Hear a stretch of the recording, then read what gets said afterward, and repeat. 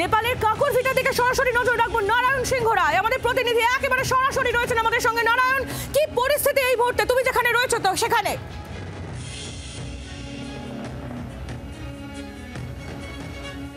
দেখো, সরাসরি আমি সেই পরিস্থিতি দেখানোর চেষ্টা করব। তুহিনকে বলছি, এই মুহূর্তে কিন্তু নেপালের যে ইমিগ্রেশন সেন্টার অর্থাৎ কাকরভিটার যে ইমিগ্রেশন সেন্টার সেটাকেও আন্দোলনকারীরা জ্বালিয়ে দিল। তার কালো ধোঁয়া দেখতে পাচ্ছ।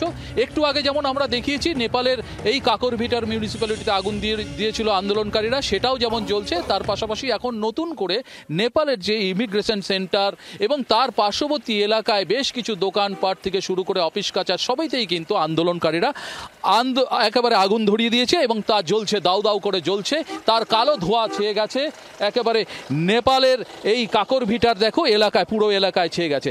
তার পাশাপাশি কিন্তু যার ফলস্বরূপ একেবারে ইন্দো নেপাল সীমান্তের যে ভারতের যে বর্ডার সেখানেও আঁটোসাঁটো নিরাপত্তা বা সীমা সুরক্ষা বলের। এবং অন্যদিকে আমি ভারত পাটে তুহিনকে বলবো একটু দেখাতে, একেবারে যাতে ভারতীয়দের কোনো অসুবিধে না হয় তার জন্য এসএসবি প্রস্তুত, যে নতুন করে কোনো অশান্তির মধ্যে তাদের পড়তে না হয় ভারতীয়দের। যার জন্য এই মুহূর্তে ভারতীয় যারা রয়েছে তাদের কিন্তু নেপালে যেতে দিচ্ছে না এসএসবির তরফ থেকে। কারণ নেপালের বর্তমান যা পরিস্থিতি এবং এই বর্ডার থেকে এখান থেকে মেচি শহর অর্থাৎ কাকরভিটার যে মেচি শহর রয়েছে সেই শহরের পরিস্থিতি ভয়ানক, অর্থাৎ অগ্নিগর্ভ বলা চলে। আন্দোলনকারীরা একের পর এক বা সরকারি অফিস কাচার জ্বালিয়ে দিচ্ছে, গাড়ি ঘোড়া যানবাহন জ্বালিয়ে দিচ্ছে এবং বাস টার্মিনালেও অগ্নিসংযোগ করেছে বলে জানা গেছে। তবে নামানো হয়েছে সেনা নামানো হলেও কিন্তু সেই অর্থে নেপালের সেনা নামানো হলো ঘটনাস্থলে, সেই অর্থে কোনো কাজ দিচ্ছে না।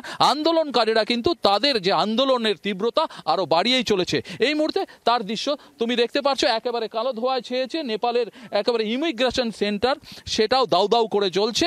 তার পাশাপাশি নেপালের এই মেচির যে মিউনিসিপ্যালিটি রয়েছে সেটাও কিন্তু জ্বলছে, তারও ধোঁয়া উঠছে। পাশাপাশি আরো বেশ কিছু সরকারি অফিস সেগুলোকেও কিন্তু আন্দোলনকারীরা জ্বালিয়ে দিয়েছে। নারায়ণ, তোমার আশেপাশে আমরা দেখতে পাচ্ছি প্রচুর পণ্যবাহী ট্রাক দাঁড়িয়ে রয়েছে। এই মুহূর্তে কি পণ্যবাহী ট্রাক চলাচল দুদেশের মধ্যে হচ্ছে নাকি আপাতত বন্ধ রয়েছে? কি তথ্য রয়েছে তোমার কাছে এই নিয়ে? দেখো, আপাততভাবে দু দেশের যে পণ্যবাহী ট্রাক যদি পণ্য নিয়ে দাঁড়িয়ে রয়েছে সেটা কিন্তু সকাল থেকেই আমরা দেখেছি।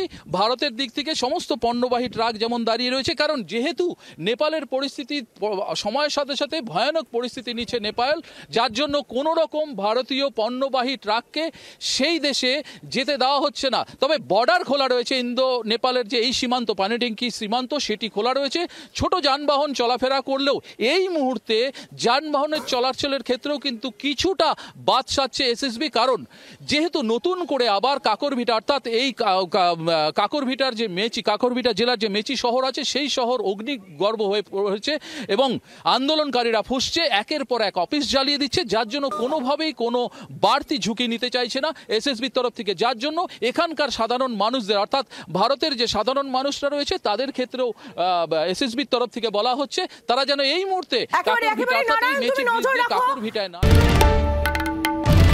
বাংলার আওয়াজ, বাঙালির আবেগ, জি 24 ঘন্টা।